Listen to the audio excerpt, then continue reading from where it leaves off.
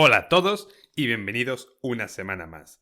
Si os acordáis, la semana pasada aprendimos cómo funcionan los límites de recursos dentro de Kubernetes y aprendimos cómo utilizar los límites de los recursos de CPU y de memoria. Si os acordáis, había dos parámetros, request y limit. Request era el mínimo de recursos que un contenedor necesita para funcionar y limit es el máximo de recursos que un contenedor puede utilizar. Y recordar que estos dos parámetros vienen relacionados con un nodo, porque los pods arrancan en los nodos. Entonces, si decimos que la cantidad mínima de recursos, request, es superior a la capacidad que tiene un nodo, nunca podremos ejecutarlo dentro de ese nodo. Y si decimos que queremos ejecutar un pod en un nodo en el cual le quedan menos recursos que los que nosotros tenemos de request, como os acordáis, no vamos a poder ejecutar. Pero esto es un poco cansado. Es un poco cansado porque si tenemos que ir pod a pod definiendo cada uno de estos recursos, vamos a tardar mucho.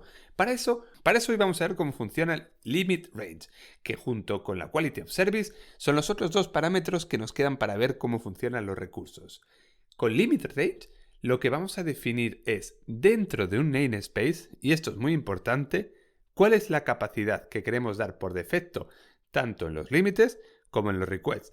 Por lo tanto, diremos que en caso de que no definas el request o en caso de que no definas el limit, los limit range van a definir esos dos parámetros para los pods que tú arrancas. Si por ejemplo nosotros tenemos, como veis en pantalla, un limit range en el que decimos que el default de la memoria es de 1 GB y el default de la CPU es de una CPU, queremos decir que el límite máximo que va a tener cada uno de nuestros pods será eso, en caso de que no definamos nada dentro de nuestro pod. Y si por ejemplo decimos que el default request es de 500 megas y es de media CPU, si no definimos nada, en todos nuestros pods dentro de ese namespace, el request será de 500 y de 0.5. Vamos a ver cómo funciona esto. Si tenemos una máquina que tenga solamente 2 CPUs, como por ejemplo la que tenemos en pantalla, si lo que hacemos ahora es ejecutar un pod directamente sin limit range y sin nada, vemos que funciona perfectamente, como podéis ver en pantalla. Podemos crear este pod y arrancarlo. Vamos a borrar el pod y ahora lo que vamos a hacer es, en vez de definir el limit request que ya lo vimos la semana pasada, vamos a crear un limit range. En este caso vamos a crear un limit range que diga que el default request sea de 3 CPUs, como vemos en pantalla, y lo asignamos al namespace default.